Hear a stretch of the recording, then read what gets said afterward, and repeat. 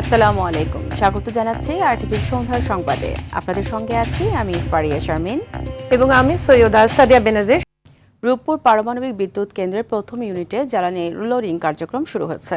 উদ্বোধন করেন বাংলাদেশ ও রাশিয়ার সরকারের ঊর্ধ্বতন কর্মকর্তারা। এর মধ্য দিয়ে বিদ্যুৎ উৎপাদনের চূড়ান্ত ধাপে প্রবেশ করল দেশের প্রথম পারমাণবিক বিদ্যুৎ কেন্দ্র, যা দেশের ইতিহাসে গুরুত্বপূর্ণ একটি মাইল ফলক। আগস্টে অন্তত ৩০০ মেগাওয়াট বিদ্যুৎ জাতীয় গ্রিডে যুক্ত হবে বলে আশা সরকারের। তৌহিদুর রহমানের প্রতিবেদন, জানাচ্ছেন AR বাদল। আর্থিক বিবেচনায় বাংলাদেশের একক প্রকল্প হিসেবে সবচেয়ে বড় রূপপুর পারমাণবিক বিদ্যুৎ কেন্দ্র। এটি নির্মাণে আর্থিক, কারিগরি ও প্রযুক্তিগত সহযোগিতা করছে রাশিয়া। পাবনার ঈশ্বরদীতে অবস্থিত এই বিদ্যুৎ কেন্দ্রে আনুষ্ঠানিকভাবে রিঅ্যাক্টরে ইউরেনিয়াম জ্বালানি লোডিং কার্যক্রম চালু হয়েছে। বিজ্ঞান ও প্রযুক্তি বিষয়ক মন্ত্রী ফকির মাহবুব আনাম এবং রাশিয়ার পরমাণু শক্তি সংস্থা রোসাটমের মহাপরিচালক অ্যালেক্সি লিকাচভ এর উদ্বোধন করেন। উপস্থিত ছিলেন বাংলাদেশ ও রাশিয়ার উচ্চ পর্যায়ের প্রতিনিধিরা। আলোচনায় জ্বালানি খাতে বাংলাদেশ একটি নতুন উচ্চতায় পৌঁছেছে বলে মন্তব্য করেন সরকারের মন্ত্রীসহ প্রকল্প সংশ্লিষ্টরা। আমাদের জ্বালানি নিরাপত্তা নিশ্চিত করবে, শিল্পায়নকে ত্বরান্বিত করবে এবং একটা আধুনিক, টেকসই, আত্মনির্ভর বাংলাদেশ গঠন করবে, অসামান্য অবদান রাখবে। এই প্রকল্প শুধু একটি বিদ্যুৎ কেন্দ্র নয়, দেশের প্রযুক্তিগত অগ্রগতি, জ্বালানি নিরাপত্তা এবং টেকসই উন্নয়নের প্রতীক বলেও মনে করেন তারা। এটি শুধু বিদ্যুৎ উৎপাদন করবে না, এটা আমাদের প্রযুক্তিগত সক্ষমতা, শিল্পায়ন ও ভবিষ্যৎ প্রজন্মের সম্ভাবনাকে শক্তিশালী করবে। প্রথম ইউনিটের পুরো 1200 মেগাওয়াট উৎপাদন পেতে সময় লাগতে পারে আরও 10 মাস। প্রথম ইউনিটের কাজ শেষ হলে শুরু হবে দ্বিতীয় ইউনিটের উৎপাদন প্রক্রিয়া। 2 ইউনিটের 2400 মেগাওয়াট বিদ্যুৎ পুরোটা যুক্ত হলে জ্বালানি খাতে আসবে দীর্ঘমেয়াদী স্থিতিশীলতা, আর বিশ্ব মানচিত্রে 33তম পারমাণবিক বিদ্যুতের গৌরবময় সদস্য হিসেবে যোগ হবে বাংলাদেশের নাম। AR বাদল, RTV, ঢাকা। জ্বালানি সংকটে বিদ্যুৎ উৎপাদন ব্যাহত হওয়ায় সৃষ্ট লোডশেডিং চলছে বিভিন্ন স্থানে। 8 থেকে 12 ঘন্টা পর্যন্ত বিদ্যুৎবিহীন থাকতে হচ্ছে গ্রামের মানুষকে। এতে বড় ক্ষতির মুখে কৃষি ও ক্ষুদ্র শিল্প। এদিকে হঠাৎ বৃষ্টিতে চাহিদা কমায় লোডশেডিং পরিস্থিতি কিছুটা স্বাভাবিক হলেও বড় বিদ্যুৎ কেন্দ্রগুলো পূর্ণ সক্ষমতায় না ফেরায় আবারও তীব্র লোডশেডিংয়ের আশঙ্কা করছেন সংশ্লিষ্টরা। সর্দার রাজীবের রিপোর্টে দেখুন বিস্তারিত। দেখে পরিত্যক্ত মনে হলেও এটি রাজধানীর কর্মব্যস্ত বিদ্যুৎ ভবন। চলমান লোডশেডিংয়ে বিদ্যুৎ সাশ্রয়ের লক্ষ্যে বন্ধ রাখা হয়েছে বাড়তি লাইট ফ্যান। এভাবেই সারা দেশই ভুগছে বিদ্যুৎ সংকটে। তবে শহর অঞ্চলে তুলনামূলক কম হলেও বেশি ভোগান্তিতে গ্রামের মানুষ। এর মধ্যে সবথেকে বেশি লোডশেডিং চলছে পল্লী বিদ্যুতে। বুধবার ময়মনসিংহের পল্লী বিদ্যুৎ সমিতির গ্রাহকরা ছিলেন সবচেয়ে বেশি লোডশেডিংয়ে। সেখানে 1010 মেগাওয়াট চাহিদার বিপরীতে সরবরাহ হয়েছে মাত্র 695 মেগাওয়াট। এরপরেই লোডশেডিংয়ের কবলে ছিল রংপুর। অঞ্চলটিতে 587 মেগাওয়াট চাহিদার বিপরীতে লোডশেডিং করা হয় 107 মেগাওয়াট। 1 ঘন্টা বিদ্যুৎ পাই, আবার 3 ঘন্টা পাই না। 24 ঘন্টার ভিতরে 8 ঘন্টাও আমরা পাই না। গ্রাম ঘর থুইয়া প্রত্যেকে সুপারি গাছের বাগানে খালদারে ওগুলা লাসিয়া পাথুরি লাসিয়া এইবার ওই জায়গায় ঘুমান লাগে। আইসা 15 মিনিট 20 মিনিট থাকবে, আবার চলে যাবে, আবার 1-1.5 ঘন্টা নাই। এভাবে যদি আমরা কাজ করি তাহলে আমাদের সংসার চলবে। এদিকে এমন পরিস্থিতির মধ্যেও প্রায় শতভাগ বিদ্যুতের আওতায় ঢাকার 2 বিতরণকারী প্রতিষ্ঠান ডিপিডিসি ও ডেসকোর গ্রাহকরা। যদিও রাজধানী সহ বিভিন্ন শহরের সাথে গ্রামের লোডশেডিং সমন্বয়ের কথা জানিয়েছে বিদ্যুৎ বিভাগ। সরকার বলছে বুধবার সারা দেশে চাহিদার বিপরীতে বিদ্যুৎ উৎপাদন হয়েছে 13,116 মেগাওয়াট। এতে লোডশেডিং করতে হয়েছে 2,084 মেগাওয়াট। একইভাবে লোডশেডিং চলছে অন্যান্য দিনেও। এ বিষয়ে বিদ্যুৎ উন্নয়ন বোর্ড বলছে চাহিদা বাড়লেও জ্বালানি সংকটে উৎপাদন কমে যাওয়ায় বেড়েছে লোডশেডিং। তবে দ্রুত বিকল্প উৎস থেকে জ্বালানি আমদানির পাশাপাশি দেশীয় গ্যাস কয়লা উৎপাদন বাড়ানোর তাগিদ বিশেষজ্ঞের। এখনই আমি সাপ্লাই বাড়াতে পারবো না লোকালি, কাজে আমাদের যেটা করতে হবে আমদানিটা একটু গুরুত্ব দিতে হবে। প্রায়োরিটি বেসিসে এই যে কয়লা আমাদের আশেপাশে দেশে যেখান থেকে লাভজনক হয় আমাদের জন্য, সেখান থেকে কয়লার আমদানি ব্যবস্থা করা এবং গ্যাস যদি আনা যায় সেটার একটা ব্যবস্থা। কিন্তু যেটা দরকার সেটা লং টাইম সলিউশন হিসাবে আপনার লোকাল রিসোর্সের দিকে তাকাতে হবে। তো সেজন্য আমাদের কিন্তু প্রাকৃতিক গ্যাস ছিল এবং এখনও আছে, কিন্তু আমাদের যেটা দরকার সেটা মোর এক্সপ্লোর করা। জ্বালানি সংকটে বন্ধ রয়েছে ঘোড়াশাল সহ তেল ও গ্যাস চালিত প্রায় 20টি কেন্দ্র। এছাড়াও যান্ত্রিক ত্রুটিতে বড় পুকুরিয়া কয়লা ভিত্তিক তাপবিদ্যুৎ কেন্দ্রের পাশাপাশি বন্ধ রয়েছে আদানি পাওয়ারের 2য় ইউনিট। সর্দার রাজীব, অরিক টিভি, ঢাকা। প্রধানমন্ত্রী তারেক রহমানের সঙ্গে সৌজন্য সাক্ষাৎ করেছেন শেভরন কর্পোরেশনের একটি প্রতিনিধি দল। দুপুরে সচিবালয়ের মন্ত্রিপরিষদ বিভাগে প্রধানমন্ত্রীর দপ্তরে এই সাক্ষাৎ অনুষ্ঠিত হয়। এ সময় উপস্থিত ছিলেন শেভরন কর্পোরেশনের best assistant and emerging countries বিভাগের প্রেসিডেন্ট সোফিয়া লা রোজা, শেভরন বাংলাদেশের প্রেসিডেন্ট এরিক এম ওয়াকার, বিদ্যুৎ জ্বালানি ও খনিজ সম্পদ মন্ত্রী ইকবাল হাসান মাহমুদ টুকু, প্রধানমন্ত্রীর অর্থ ও পরিকল্পনা বিষয়ক উপদেষ্টা ডক্টর রাশেদ আল মাহমুদ তিতুমির এবং বিদ্যুৎ জ্বালানি ও খনিজ সম্পদ প্রতিমন্ত্রী অনিন্দ্য ইসলাম অমিত। এর আগে প্রধানমন্ত্রীর সঙ্গে সৌজন্য সাক্ষাৎ করেছেন রাশিয়ার রাষ্ট্রীয় পরমাণু শক্তি সংস্থা রোসাটম এর মহাপরিচালক অ্যালেক্স লিখাচেভ। সকালে সচিবালয়ের মন্ত্রী পরিষদ বিভাগের প্রধানমন্ত্রীর দপ্তরে এই সাক্ষাৎ অনুষ্ঠিত হয়।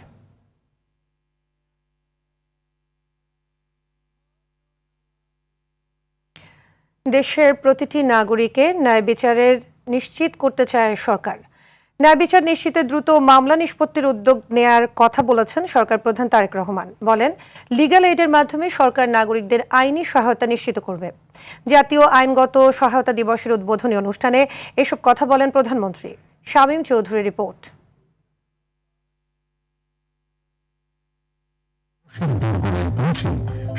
সমাজের অসচ্ছল, প্রান্তিক ও সুবিধা বঞ্চিত মানুষের সাংবিধানিক অধিকার ও ন্যায় বিচার নিশ্চিত করতে সরকারি খরচে আইনি সহায়তা প্রদানের বিষয়ে সচেতনতা বাড়াতে প্রতিবছর 28 এপ্রিল জাতীয় আইনগত সহায়তা দিবস পালন করে জাতীয় আইনগত সহায়তা প্রদান সংস্থা। আসসালামু আলাইকুম। রাজধানী শাহবাগে শহীদ আবু সাইদ কনভেনশন সেন্টারে এবছর দিবসটির আলোচনা অনুষ্ঠানে যোগ দিয়ে প্রধানমন্ত্রী শোনেন ভুক্তভোগীদের সমস্যার কথা। সেখানে আইনি সহায়তা প্রদান ও এ বিষয়ে গুরুত্বপূর্ণ অবদান রাখায় নির্বাচিত ব্যক্তি ও প্রতিষ্ঠানকে পদক তুলে দেন সরকার প্রধান। পরে প্রধান অতিথির বক্তব্যে ন্যায় বিচার প্রতিষ্ঠায় শহীদ রাষ্ট্রপতি জিয়াউর রহমান ও বেগম খালেদা জিয়ার অবদানের কথা তুলে ধরেন প্রধানমন্ত্রী। স্বাধীনতার ঘোষক শহীদ রাষ্ট্রপতি জিয়াউর রহমান বিচার বিভাগের স্বাধীনতা ফিরিয়ে দিয়ে দেশের ন্যায় বিচার প্রতিষ্ঠার শক্ত ভিত্তি স্থাপন করেছিলেন। প্রধানমন্ত্রী বলেন, বর্তমান সরকার বিশ্বাস করে ন্যায় বিচারের সুযোগ প্রতিটি নাগরিকের সাংবিধানিক অধিকার। যেহেতু ন্যায় বিচার প্রাপ্তি প্রতিটি মানুষের সাংবিধানিক অধিকার, যেহেতু সেই অধিকার যাতে প্রত্যেকটি মানুষ চর্চা করতে পারে, তাদেরকে সরকার যথাসাধ্য লিগ্যাল এইড দিবে। ন্যায় বিচারের কথা শুধু আইনের বইয়ে নয়, এটি প্রতিটি মানুষের জীবনেই সত্য এবং বাস্তব হয়ে উঠুক, এটি বর্তমান সরকারের প্রত্যাশা। ফ্যাসিবাদের পতনের পর গণতান্ত্রিক যাত্রা সুসংহত করতে ন্যায় শাসন প্রতিষ্ঠার বিকল্প নেই বলেও জানান প্রধানমন্ত্রী। দীর্ঘ 1.5 দশকেরও ফ্যাসিবাদী শাসনের অবসানের পর বাংলাদেশের জনগণ পুনরায় গণতন্ত্রের পথে হাঁটতে শুরু করেছে। এই গণতান্ত্রিক যাত্রা সুসংহত করতে রাষ্ট্রে ন্যায়ের শাসন প্রতিষ্ঠার বিকল্প নেই। একজন মানুষও যাতে অর্থের অভাবে অ্যাক্সেস টু জাস্টিস থেকে বঞ্চিত না হয়, সেই লক্ষ্যকে সামনে রেখে সরকার লিগ্যাল এইড কর্মসূচি অব্যাহত রেখেছে। যে রাষ্ট্রে আইনের শাসন, ন্যায় বিচার এবং মানবাধিকার নেই, সেই দেশ কখনোই একটি গণতান্ত্রিক মানবিক রাষ্ট্র হতে পারে না। ন্যায়ভিত্তিক ও মানবিক রাষ্ট্র গড়ে তুলতে সবার প্রতি আহ্বানও জানান সরকার প্রধান। শামীম চৌধুরী, RTV, ঢাকা। মুক্তিযোদ্ধা পরিবারের কেউ জামায়াতে ইসলামী করতে পারে না বলে মন্তব্য করেছেন কিশোরগঞ্জ 4 আসনের সংসদ সদস্য মুক্তিযোদ্ধা ফজলুর রহমান। বিকেলে জাতীয় সংসদের অধিবেশনে রাষ্ট্রপতির ভাষণের উপর ধন্যবাদ প্রস্তাবে তিনি এই মন্তব্য করেন। ফজলুর রহমান বলেন, মুক্তিযুদ্ধের সঙ্গে যখন 1 মাসের গণ অভ্যুত্থানকে তুলনা করা হয় তখন মুক্তিযুদ্ধকে ছোট করা হয়। ফজলুর রহমানের বক্তব্যে সংসদে উত্তেজনা সৃষ্টি হয়। হট্টগোল শুরু করেন বিরোধী দলীয় সদস্যরা। পরে স্পিকার হাফিজ উদ্দিন আহমদ সংসদ সদস্যদের শান্ত করেন। এ নিয়ে বিরোধী দলীয় নেতা ডক্টর শফিকুর রহমান তীব্র নিন্দা জানান এবং ফজলুর রহমানের অসংসদীয় বক্তব্য স্পিকারকে এক্সপাঞ্জ করার অনুরোধ করেন। নেতা বলেছেন উনি মুক্তিযোদ্ধা পরিবারের লোক এবং উনি শহীদ পরিবারের লোক এবং উনি জামাতে ইসলাম করেন। এটা ডাবল অপরাধ। মুক্তিযোদ্ধা পরিবারের লোক কেউ জামাত করতে পারে না। আর আমি এটার তীব্র নিন্দা জানাই। আমার আইডেন্টিটি নিয়ে প্রশ্ন করা হয়েছে, এটা গুরুতর অপরাধ করেছেন উনি। আবার আমার আদর্শ সিলেকশনের ব্যাপারে উনি কথা বলেছেন, এটা বাড়তি অপরাধ করেছেন। আমি অনুরোধ করব মাননীয় স্পিকার, তার এই অসংসদীয় অংশটা এখান থেকে যেন এক্সপাঞ্জ করা হয়।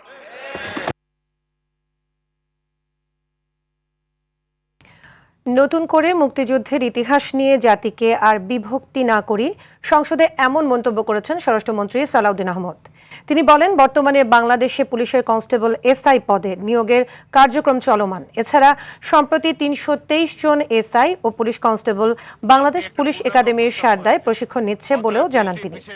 আর সরকারি দলের হুইপ এম রুহুল কুদ্দুস আহমেদ দুলু বলেন, মালিকদের কারণে সাংবাদিকদের ওয়েস্ট বোর্ড বাস্তবায়ন হচ্ছে না। বলেন, সাংবাদিক বাঁচলে দেশ বাঁচবে। তাদের জীবনমান উন্নয়নের জন্য ওয়েস্ট বোর্ড দ্রুত বাস্তবায়ন করতে হবে। 40 লক্ষ টাকা জাল নোট উদ্ধার করেন। রাজনৈতিক দলের উল্লেখ করে কয়েকটি রাজনৈতিক দল আবার উত্তেজনা হোক সেটা চায় না, নাম নেব না। তাদের মুক্তিযোদ্ধা এবং মুক্তিযুদ্ধ এই দুই ডেফিনিশনের মধ্যে অন্তর্ভুক্ত করা হয়েছে। তারা তো সেটা স্বীকৃতি দিয়েছেন মাননীয় স্পিকার, আমরা ওখানেই থাকি। সুতরাং নতুন করে আমার মনে হয় যে মুক্তিযুদ্ধের ইতিহাসের ভিত্তিতে জাতিকে আর বিভক্ত না করি। ত্রয়োদশ জাতীয় সংসদীয় নির্বাচনে ইঞ্জিনিয়ারিংয়ের কোনো অভিযোগ পাওয়া যায়নি বলে জানিয়েছে ইউরোপীয় ইউনিয়ন নির্বাচন পর্যবেক্ষণ মিশন। নির্বাচন নিয়ে ইইউ পর্যবেক্ষক দলের পূর্ণাঙ্গ প্রতিবেদন তুলে ধরে এই কথা জানান মিশন প্রধান এভার্স ইজাবস। বলেন, ইসির কার্যকর ভূমিকায় নির্বাচনটি প্রতিযোগিতাপূর্ণ ও স্বচ্ছ হয়েছে। ভোট পড়ার হারও ছিল চমৎকার। বাংলাদেশের সামনে নির্বাচনের জন্য দেন 19টি প্রস্তাবনা। আরও জানাচ্ছেন শাকিলা করিম। ইউরোপিয়ান ইউনিয়ন ত্রয়োদশ জাতীয় সংসদ নির্বাচন পর্যবেক্ষণে ভোটের মাঠে সরাসরি কাজ করে 2 শতাধিক ইইউ নির্বাচন পর্যবেক্ষক। নির্বাচনের 2 দিনের মধ্যে সংস্থাটি প্রাথমিক প্রতিবেদন প্রকাশ করে। এবার তুলে ধরল পূর্ণাঙ্গ প্রতিবেদন। 26 parliamentary elections. মঙ্গলবার রাজধানীর একটি হোটেলে ইইউ মিশন প্রধান ইভার্স ইজাবস এই নির্বাচনকে ঐতিহাসিক উল্লেখ করে বলেন, আন্তর্জাতিক মানদণ্ড বিবেচনায় করা হয়েছে নির্বাচনের পর্যবেক্ষণ। নির্বাচন পর্যবেক্ষণের আন্তর্জাতিকভাবে গ্রহণযোগ্য সবচেয়ে ভালো উপায় অনুসরণ করে আমরা আমাদের কাজটা করেছি এবং ভোটের ফলাফল পাল্টে দিতে পারে এমন কোনো ইঞ্জিনিয়ারিং আমরা দেখিনি। সুতরাং এরকম কিছু সেখানে ছিল না। প্রতিবেদনে বলা হয়, ইসির কার্যকর ভূমিকায় নির্বাচন হয়েছে প্রতিযোগিতাপূর্ণ। ভোট পড়ার হার ও পোস্টাল ব্যালটের বিষয়টিও ছিল প্রশংসনীয়। প্রার্থীরা স্বচ্ছভাবে প্রচার চালাতে পেরেছেন। যে কোনো রাজনৈতিক সংকট নিয়ে সংলাপের যথেষ্ট সুযোগ ছিল। বাংলাদেশ নির্বাচন কমিশন পেশাদারিত্বের সাথে কাজ করেছে, স্বচ্ছ দৃষ্টিভঙ্গি বজায় রেখেছে এবং প্রায় 7,70,000 প্রবাসী ভোটারের ভোটাধিকার নিশ্চিত করতে সক্ষম হয়েছে। এ সময় বাংলাদেশের ভবিষ্যৎ নির্বাচন ব্যবস্থার উন্নয়নে নারীদের অংশগ্রহণ, 1/3 নিশ্চিতকরণ, নারী হেনস্থার প্রতিকার, অনলাইনে রেজাল্ট প্রকাশ ও প্রার্থীদের খরচের অডিট এবং প্রতিবন্ধীদের জন্য সুবিধা সহ মোট 19টি সুপারিশ দেওয়া হয়। 2008 সালের পর এবার এমন এক বিশ্বাসযোগ্য নির্বাচন অনুষ্ঠিত হয়েছে যার মাধ্যমে নির্বাচন কমিশনের উপর জনগণের আস্থা ফিরে এসেছে। ফলাফল প্রকাশ নিয়ে কোনো অস্বচ্ছতার অভিযোগ ছিল না বলেও উঠে আসে ইইউ এর প্রতিবেদনে। শাকিলা করিম, RTV, ঢাকা। আওয়ামী লীগ সরকারের আমলে যুক্তরাজ্যে পাচারকৃত অর্থ উদ্ধারে ঢাকা ব্রিটেন কাজ করছে। এ বিষয়ে সহযোগিতা করতে যুক্তরাজ্য প্রতিশ্রুতিবদ্ধ বলে জানিয়েছেন ঢাকায় নিযুক্ত ব্রিটিশ হাইকমিশনার সারা কুক। দুপুরে জাতীয় প্রেস ক্লাবে কূটনীতিক বিটের সাংবাদিকদের সংগঠন ডিক্যাবের অনুষ্ঠানে অংশ নিয়ে একথা জানান তিনি। জুলাই অভ্যুত্থান পরবর্তী সংস্কার এবং জুলাই সনদের ভবিষ্যৎ নির্ধারণের পূর্ণ এখতিয়ার বাংলাদেশের জাতীয় সংসদের। এতে বিদেশিদের হস্তক্ষেপের কোনো সুযোগ নেই বলেও জানান সারা কুক। প্রতিরক্ষা ও নিরাপত্তার ক্ষেত্রে দুদেশের সরকার কাজ করছে জানিয়ে সারা কুক বলেন, ভবিষ্যৎ সামরিক কর্মকর্তাদের প্রশিক্ষণের ক্ষেত্রে দুদেশ একসঙ্গে কাজ করতে পারে।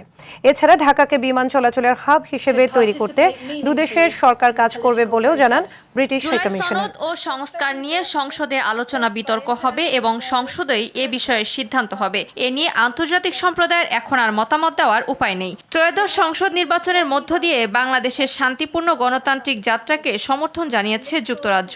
বিভিন্ন খাতে দ্বিপাক্ষিক সহযোগিতা বাড়াতে ব্রিটেন সরকার সবসময় আগ্রহী। সামরিক বাহিনীর সক্ষমতা বাড়াতে প্রশিক্ষণগত সহায়তাও করে যাচ্ছে ব্রিটেন।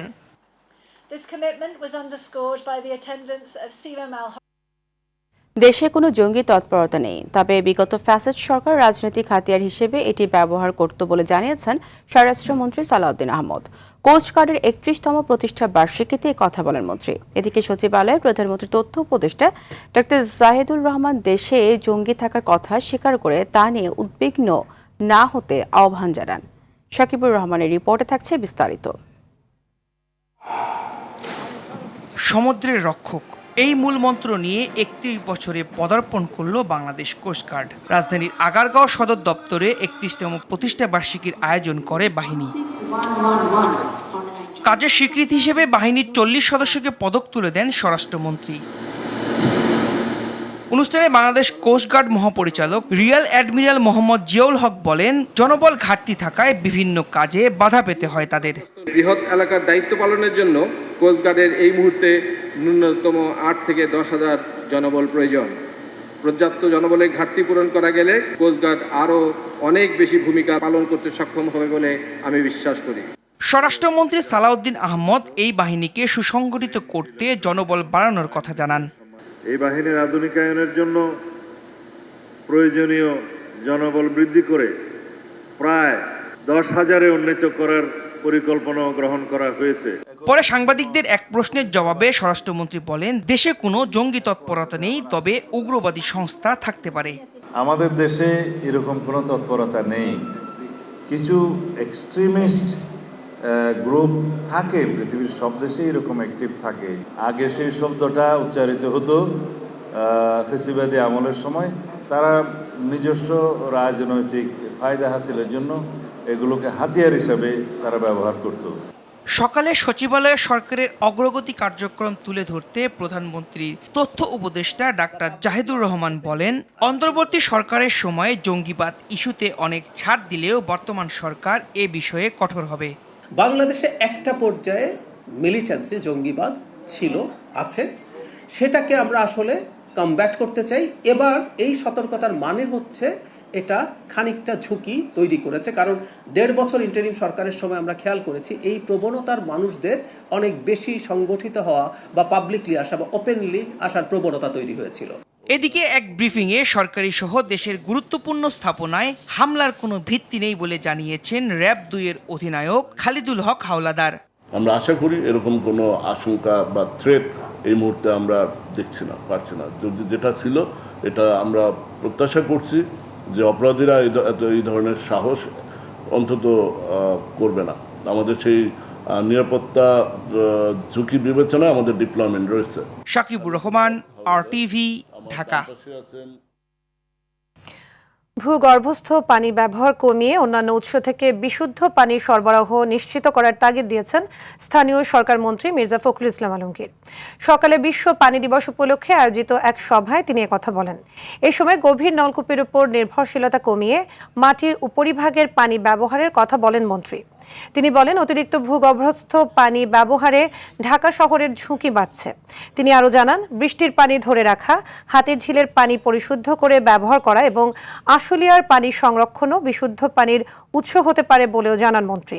একই সাথে ঢাকার আশেপাশের নদীগুলোর পানি ব্যবহার করার চিন্তা করতে হবে বলে জানান মন্ত্রী। আমাদের এই ডিপ টিউবওয়েলগুলো আমাদের যে ভূগর্ভস্থ পানির লেয়ারকে একেবারেই নিচে নিয়ে চলে যাচ্ছে, তাহলে কি একদিন হবে যে হঠাৎ করে ঢাকা শহরটা দপ করে ধসে নিচে চলে যাবে?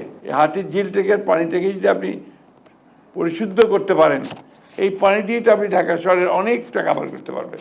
আশুলিয়ার পাশে দেখবেন পানি জমে সবসময় থাকছে। এখানে বৃষ্টির পানিকে ধরে রাখার জন্যে আমরা যদি সেই প্রজেক্টে যাই এবং সেখান থেকে পানি সরবরাহ করি, তাহলে আমরা কিন্তু অনেকটা লাভবান হব বলে আমি মনে করি। আশঙ্কাজনক হারে বাড়ছে হামে মৃতের সংখ্যা। হাম ও হামের উপসর্গে একদিনে দেশে আরও 9 শিশুর মৃত্যু হয়েছে। এর মধ্যে হাম শনাক্ত হয়েছিল 3 শিশুর, আর উপসর্গ ছিল 6 শিশুর। একই সময়ে সারা দেশে আরও 1276 শিশুর শরীরে হামের উপসর্গ দেখা দেওয়ার তথ্য দিয়েছে স্বাস্থ্য অধিদপ্তর। এর মধ্যে ময়মনসিংহ মেডিকেল কলেজ হাসপাতালে চিকিৎসাধীন 3 শিশুর মৃত্যু হয়। হাসপাতালের আইসোলেশন ওয়ার্ডে নতুন করে আরও ভর্তি হয়েছে 32 শিশু। বরিশাল শেরে বাংলা মেডিকেল কলেজ হাসপাতালে চিকিৎসাধীন অবস্থায় 2 শিশুর মৃত্যু হয়। এদিকে দেশ জুড়ে হামের টিকাদান কর্মসূচির আওতায় শিল্পাঞ্চল আশুলিয়ার পল্লী বিদ্যুৎ এলাকায় হামের টিকাদান কর্মসূচি শুরু হয়েছে।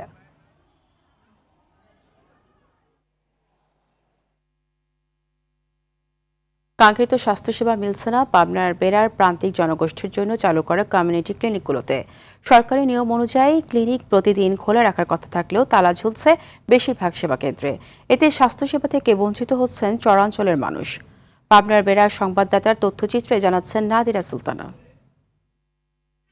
প্রান্তিক মানুষকে প্রাথমিক স্বাস্থ্যসেবা দেওয়ার লক্ষ্যে পাবনার বেড়া উপজেলায় 27টি কমিউনিটি ক্লিনিক এবং 3টি উপস্বাস্থ্য কেন্দ্র গড়ে তোলা হয়। স্থানীয়দের অভিযোগ, উপজেলার চাকলা, কুশিয়ারা, তালিবনগর, ঢালারচর সহ অনেক ক্লিনিক বেশিরভাগ সময় বন্ধ থাকে, আর 2-1টি খোলা থাকলেও নিয়মিত আসেন না স্বাস্থ্যকর্মীরা। তাই বাধ্য হয়ে শহরে ছুটতে হচ্ছে রোগীদের। রোগী হয় প্রচুর, তারা আমাদের বোরামারা, বক্তারপুর, সিংহাসন, এই যে আর বক্সার টক্সার দিয়ে আর রাখা পর্যন্ত এই লোকজন আসে এখানে। আজ মেলা দিন ওষুধ নাই, আজ প্রায় মাস খানেক কিছুই নাই।